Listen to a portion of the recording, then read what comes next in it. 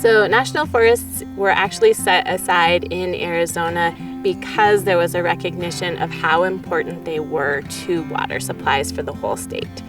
Everything that happens up here in these forested areas holds water on the landscape and helps supply those downstream users as well as local communities.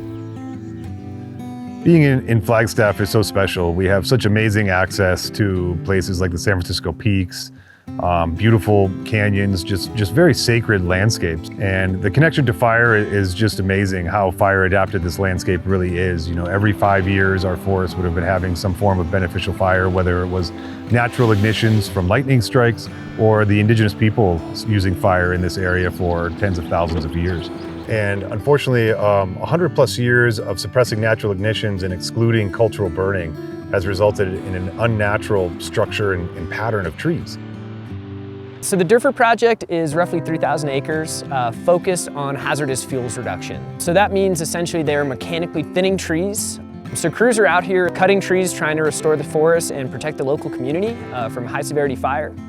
You should be able to see through a healthy forest. Forest thinning work makes communities safer by essentially breaking up the fuels. When we don't do this work, we are setting the stage for a high severity catastrophic wildfire. For every dollar that we invest in this area, we get a $7 return on that investment, and the Schultz fire cost, close to $40 million.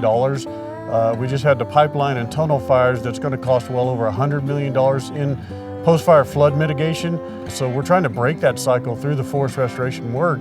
The county realized, and the Board of Supervisors realized, that the county wouldn't stay solvent if we continued to have those catastrophic wildfires. What happens up here in the Pines affects users all the way down in the Phoenix metro area because we're at the headwaters of some of the major watersheds that flow into Phoenix. And the Verde River is actually one of the major surface water supplies for the Phoenix metro area. Salt River Project is a water and power utility that serves over 2 million people in the Phoenix metropolitan area. SRP manages a series of 7 reservoirs across the Salt River, Verde River, and East Clear Creek watershed. And those reservoirs store the valley's long-term surface water supplies. The partnerships that come together, especially at the Derffer project, really go to show that a vast array of organizations can find benefit from forest health, forest thinning, and decreased wildfire risk. But we can all come around the table and agree that forest health is something that impacts us all. Private landowners and business owners have a rare opportunity, and to be supportive and to be helpful in any way that we can, whether it's just opening up the place to full access. So for Babbitt Ranches and the Arizona Nordic Village to get to participate in that, it's a pleasure. As kind of a little bit of a different twist on forest health has been with the trails, particularly for cross-country skiing. They tried to figure out, which trees to leave along these trails for cross-country skiing so that it would put a little bit of shade down, for example, on the trails. It's a great project and couldn't be happier that it's getting done. We've learned that collaboration and partnerships are the only way this is going to get completed. The NFF plays an important role in adding capacity to the Forest Service and the monitoring of the work that's being done here on the ground by the logging operations. And so without them, this work would not happen at the pace that it's happening now.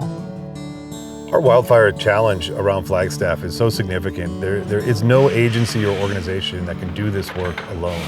It takes a lot of partners to design these projects, to implement these projects, to monitor these projects, and maintain these projects. And so we have a great track record of collaboration and partnerships across this Upper Rio de Flag watershed. Seeing people care and seeing everybody come together and bring all the tools and resources that we can to these places that matter to so many really keeps me going.